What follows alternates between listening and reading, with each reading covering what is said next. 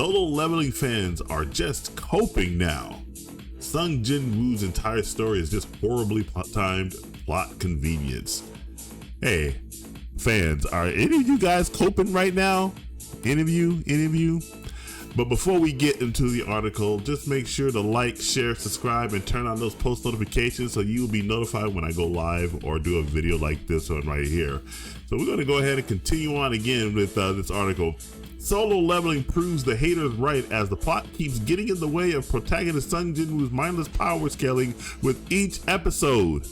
Now, as a fan, I can understand where he's coming from, but it doesn't bother me or anything like that. This article is written by Anushree over at Fandom Wire. So, you know, when an anime is as popular as Solo Leveling, you know there are going to be detractors. There are going to be people who have a difference of opinion, and that's fine. That's what makes a fandom healthy, is when you have people that agree and people that disagree, and you get to each other and you guys have a nice civil discussion about the property or franchise that you're having a disagreement on.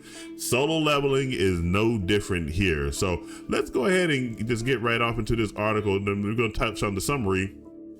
Solo Leveling is pretty much the reigning king of shonen anime these days. That's correct, because we all know that a few days ago, Solo Leveling dethroned One Piece as the #1 anime on Crunchyroll. This thing has blown up, has only been out for 2, maybe 3 years, and it's already just all over the place. People can't stop talking about this anime. However, there are problems in the series that are becoming too hard to ignore even for fans. I will be the first to admit there are some problems with Solo Leveling. I don't like the when they get to the slice of life sections and everything like that, it seems too slow. Some characters are not fleshed out, and Sung Jin Woo, you know, sometimes he is power scaling, so I agree with them on that and all that, but that doesn't mean I don't hate the anime. I think it's still a very fine anime. Can't wait for this episode that's coming up this weekend, where Sung Jin Woo is finally going to take on Beru. If things progress the way they are, it wouldn't be too long before Sung Jin Woo's fall from grace as the series speeds towards the season 2 climax. Now, I don't know what they're talking about right there. That's kind of contradictory to the second statement. Everything can't last forever, but I don't have you guys witnessed this sudden fall from grace for Solo Leveling? In fact, I think more of the manhwa fans have been complaining about the fact that Sung Jin Woo is not dressed properly. He is not wearing his trademark black hoodie. He's wearing a lot of blue and everything like that. But I don't think they have too much problem with the fact that he's power scaling. Now, let's say, so right here, Solo Leveling is simply, we don't have to be worried about that part. Let's go ahead and get down here a little further. This is the entire saga of Sung Jin Woo rises to the status of the most powerful hunter is nothing but an exercise of conveniently timed plot armor. Now, I know that's every now and then, going from the building up to where he is today, he has kind of really sped through getting powerful in the second season. I didn't think that it was that much in the first season, but even still, I've watched anime where some characters are just completely out of control. They have all kinds of different powers. If you want a really good example, Slime, that guy is just overpowered. Kirito from Sword Art Online, he's another one that's completely overpowered. And so it's nothing exclusive to Solo Leveling. I think what really attracts people to Solo Leveling is the character development of Sung Jin Woo, and we're going to get to that in a little bit more, because the author of this article is going to mention that as well. But as far as this being a conveniently timed plot armor, that's pretty much been the thing with a lot of anime going back to Dragon Ball Z.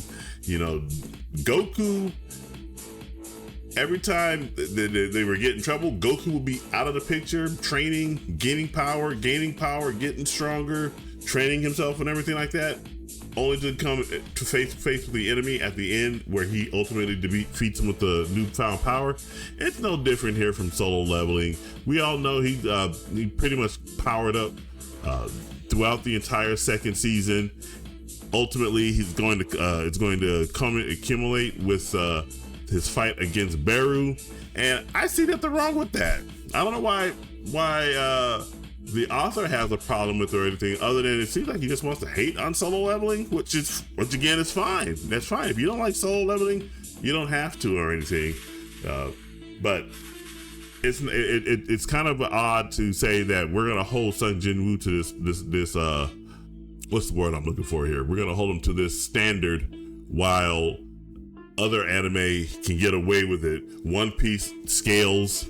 They have a problem with power scaling in One Piece. There's a problem with power scaling in Naruto, and generally that's what happens when you start introducing more and more powerful enemies. You got to give a reason how the protagonist gets strong enough to deal with an even more overpowering enemy. So that's not exclusive to solo leveling. And let's keep going right here in the article. Solo leveling revolves around Sung. Of course, we already know that. However, he somehow stumbles into the graces of the system and suddenly gets access to power beyond comprehension. This is a very generic shonen trope. Now, when we see the first episode, he didn't stumble into that power. We all know that his team and him were close to annihilation, and he himself was. I think he actually he was given the opportunity that he was near death, and the system basically said, hey, you got a choice right here. You either accept what we're going to give you or you die. And he was faced with a very, very strict choice. Hey, I want to live. And so he decided to go ahead and accept the power. That's not him stumbling into the graces of the system. I mean, that was getting your arm ripped off and bleeding out and losing your team members and being near death and having a choice forced upon you by something you don't even understand is grace. Okay, we probably have a different definition of the word grace. And then it goes, even still, what makes him stand apart in the overpopulated crowd of shonen protagonists is that his power scaling doesn't happen slowly through hard work. It happens due to plot armor. I think that is more due to the fact of the animators trying to fit as much content into 22 minutes and 12 episodes than it does to building up that power over time.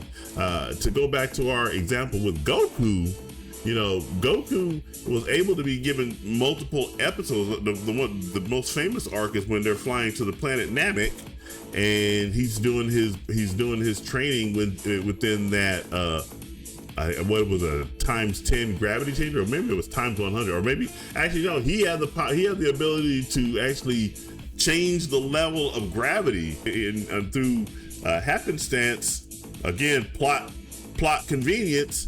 The pod that he was flying in suddenly just jumped to level 100. That should have killed that Goku right there. It should have completely killed him, but it didn't, because again, plot armor, plot convenience. He adjusted immediately to it and started training within the times 100 gravity like it was nothing, helping him build his muscles. And then out of nowhere, after his fight with Frieza and Frieza kills Krillin, he suddenly becomes Super Saiyan. No rhyme or reason. So this is not something that is exclusive to solo leveling. And I think that's more due to the way that the animators and the directors of the anime are trying to fit as much content into 22 minutes and 12 episodes more than anything.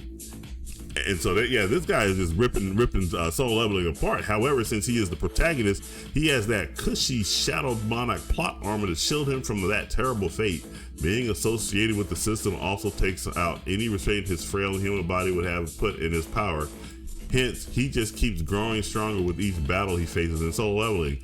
Yeah, that again, I don't know how that's any different from the Saiyans, or even Naruto. Naruto gets more powerful after each fight that he takes on, as does Luffy. That's part of keeping the protagonist growing to keep facing these ever greater threats. If your character is not growing, then what is the entire point? So I don't see that as a valid criticism of solo leveling of Sung Jin Woo, because we want the character to keep progressing. We're interested in seeing what new abilities and what new capabilities he's going to be able to get. He or she is going to be able to get to handle whatever issue is being thrown their way.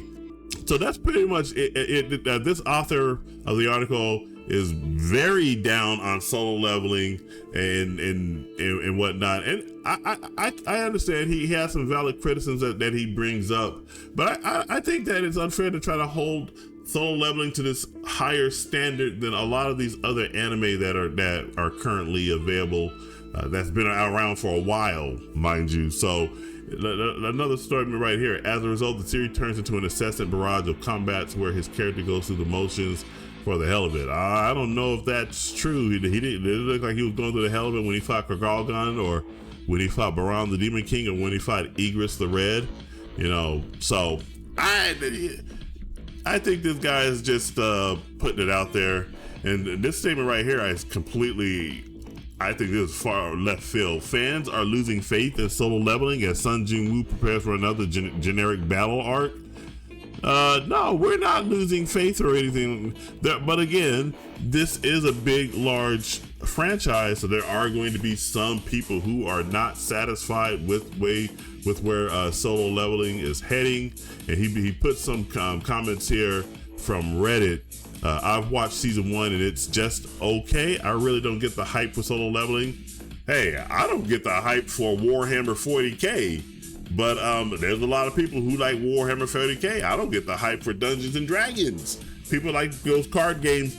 Out of all the nerddom, all the years I've been in nerddom, I have never once understood why people play card games. But again, that's just me. That I don't have any criticisms for people who play card games. If you like card games, play your card games. If you don't like solo leveling, don't watch solo leveling. There's lots of other anime out there, but for me, I've been hyped for solo leveling since I saw the first episode of the first season, and for me it has just gotten better and better and better. And it's a very by the numbers power fantasy, says this guy. I'm honestly watching just because the animation is pretty good, but it's doing so many tropes at a time that I honestly wonder if it can keep the interest going longer.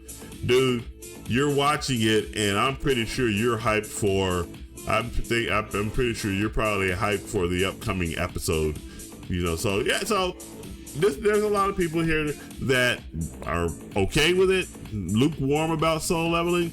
I think the author of this article absolutely hates it, which again is fine. But I personally disagree with some of his sentiments. But maybe you guys might agree with him. Solo leveling fans are just coping now. Sung Jin Woo's entire story is just horribly timed plot convenience. Do you agree with that, or do you disagree with that? Jump down in the comments and let me know. And before you check out, remember to like, share, subscribe, turn on those post notifications so you'll be notified when I go live or post a video like this one. All that stuff helps me out. And remember, this is Chris Boats signing off, and I will catch you in the next video. You guys take it easy.